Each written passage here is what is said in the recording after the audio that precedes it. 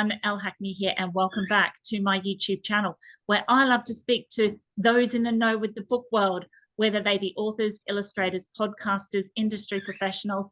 And today I have a super special guest, because not only was today's guest one of my first written interviews when I was first starting out, but this very special guest is multi-talented. Not only is she an award-winning author, but she also offers extra services like manuscript assessments and does some pretty out there book introductions, which we're going to talk about. So can I please introduce the absolutely amazing Amelia McInerney? Thank you so much for joining me today. Hi, thanks, Lauren. Thanks for having me. As much as I really want to talk about Neil, the amazing sea cucumber, I really want to speak about your new book, Jeff Giraffe, The Great Escape, recently published through Larrikin House. What an amazing, amazing book. Amelia, can you please tell me all about it? Oh, well, thank you. Yeah, this was loads of fun to write. It's about Jeff Giraffe, who lives in the zoo, but whose lifelong dream is a trip to the park next door.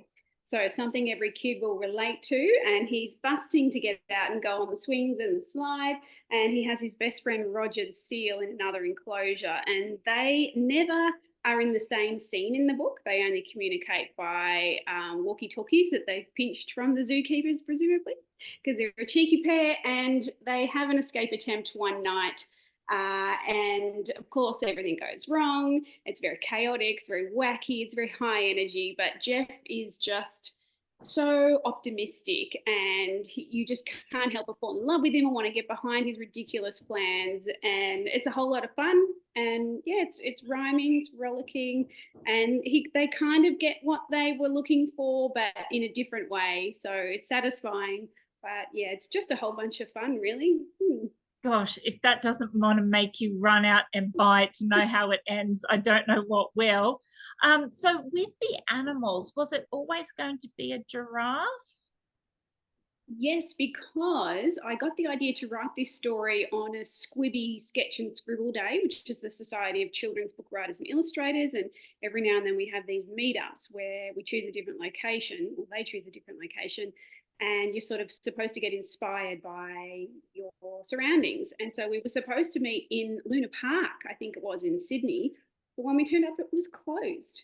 So we didn't get in. And so we sort of had to wander around out the front and find a new place. So we were riding just outside Luna Park, and I was from the Blue Mountains at the time, so I didn't really know Sydney. And I was like, isn't the Taronga Zoo like around somewhere here on the bay? And then so the two ideas got me thinking, like, not being allowed in and wanting to go into somewhere where you were locked out or couldn't get into or out of. And I thought a giraffe, having a long neck, might be able to see, oh, hello, George, might be able to see, out, like I was looking around the harbour and looking at Luna Park. And then I just got the idea of this giraffe who wanted to break out and having the vantage point of seeing up high, I guess. So it always was a giraffe, yeah.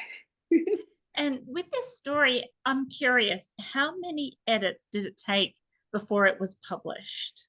So I don't actually work in drafts. I just think of it as one big edit, and I start at the start of the story and I work my way through and I polish the rhyme as I go, which is probably not an efficient use of my time, but it's just how I write. My dog is scratching for that. Yeah, so it took a long time because the rhyme, it's an AAB CCB rhyme scheme. So it's quite a complex rhyme scheme. It takes longer to write that kind of rhyme than, say, couplets. So I don't know how long it took, probably at least a year, I would say. Yeah. Wow. And especially with that rhyme scheme, and to think your maximum is 500 words, to me, that just seems like an amazing thing to accomplish, having the 5 lines. So now with the book, did you have it submitted to the slush pile, or did you have an agent helping you? I had an agent when I was writing it. Yeah, so things move really slowly in this industry. So I actually submitted this myself, because now I'm representing myself. and I gave it to James from Larrikin House. So so I already had his contact details, and I gave it straight to him.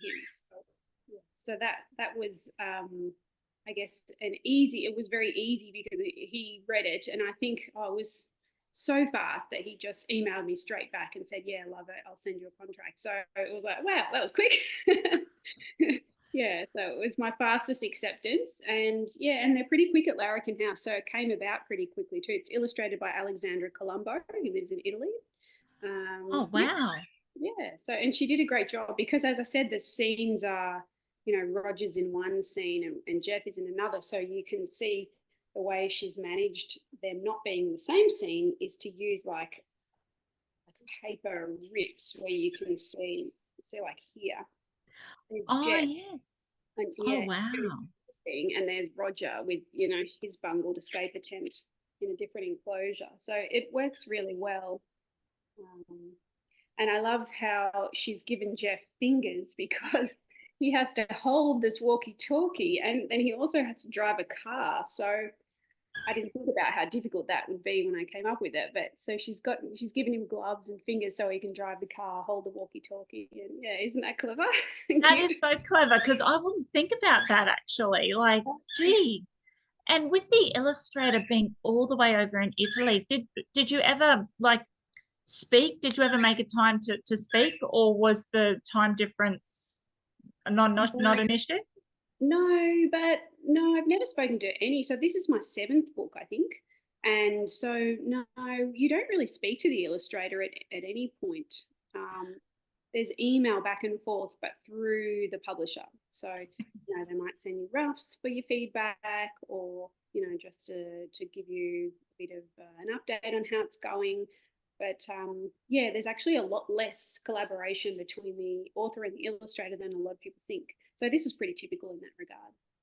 Oh, great. Excellent. So in regards to this, because I think it's almost everyone's dream to have 7 books published, to know that is sort of the stock standard. It's normal for the author to hand over their work, and it's then up to the illustrator to have their vision as well.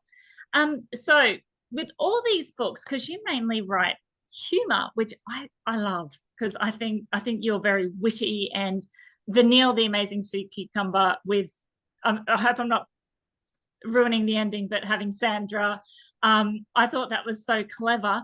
Where do you get your inspiration for all these amazing storylines? It's such a hard question, but I think so my theory is that your brain sort of does, or you have the sort of thoughts that you ask it to have for you. So if you're wanting to get a certain type of idea for a certain type of story or genre or whatever you write, I think your brain will get the message if you keep checking in and trying to think of ideas, because mine just come to me. So I don't really know where. I mean, that was a scuba diving trip where I guess I got that idea, but it's just anywhere from life, but I think if you're wanting ideas or thinking, could that be a story, your subconscious, something will bubble up out of that, I think. And so I don't know. I guess the answer is anywhere and everywhere. Imagination. So bedtime must be pretty epic in your house then. With that bedtime. 9 now, so she's sort of. We still read picture books, of course, but moving out of the picture book era, which is so sad because she's my 3rd. But we'll always have picture books in the house and reading them. And and animals I've always loved. So I think I'll always use animals as characters. I think I have one book that has humans in it, and the rest are just populated by animal characters. Is that the Mary Had a Little Lamb, the true story? Yeah, Mary had to be in there, now tell me about this book launch, because you're in a zoo with a giraffe. How did you make that happen? Oh, well, the giraffe they were just statues in the playground. Oh. So there were photos. So they have a playground area, and there's two like massive, I don't know, fiberglass or plastic giraffe statues. And so when I saw that online, I was like, oh, that's the perfect place, because it's the reptile zoo, and he wants to go out to the playground. So I investigated, and when I contacted them, they said, oh, actually, we've got a brand new amphitheatre with a huge LED screen and tiered seating, and it's covered and blah, blah, blah. So I was the first event that they had there, which was really exciting. So it was just perfect because, you know, it was so zoo with the corrugated iron buildings around, and there was like a giant shark, just like the one that almost gets Roger halfway through the story, just off to the side. So it was a perfect location. It just sort of fell into place. So Yeah, it looked like an amazing event. As soon as I saw that, I thought, wow, way to bring your A game, Amelia. And well, just like worked out that way. I was like, oh, a new amphitheatre, that sounds great, because I was going to do it at the playground, you know, right next to the zoo, which would have worked as well. But yeah, it was really amazing. So yeah, Canberra Reptile Zoo, yeah, they're going to have more events apparently in that new space. So I have a book out coming out next year that actually has a snake in it. So I think I might be returning there because that's what they specialize in, reptiles. Yeah. Yeah. And maybe try scuba diving for Neil, the amazing sea cucumber. Yeah, well, so it's a bit trickier to find an on-theme launch for Neil, but yeah. I love that book. That book's genius. Now, Amelia, tell me, are you available for school visits? Because you're so much fun and your books are hilarious. Thanks. Yes, I do school visits. Yeah, I live in Canberra, so yeah, it's very easy for me to get about all over the ACT and just over the border too. And sometimes I come to Sydney. So yeah, absolutely. I love visiting schools and preschools and libraries and whatnot. Yeah. And do you do Zoom school visits by any chance? I haven't. No, I haven't. Well, maybe I would. Yeah. I prefer the in-person ones, but yeah, I'm open to discussing Zoom. Yeah, sure. Yeah. So for anyone out there who is into story building and having your manuscripts assessed, Amelia is open for those types of visits as well.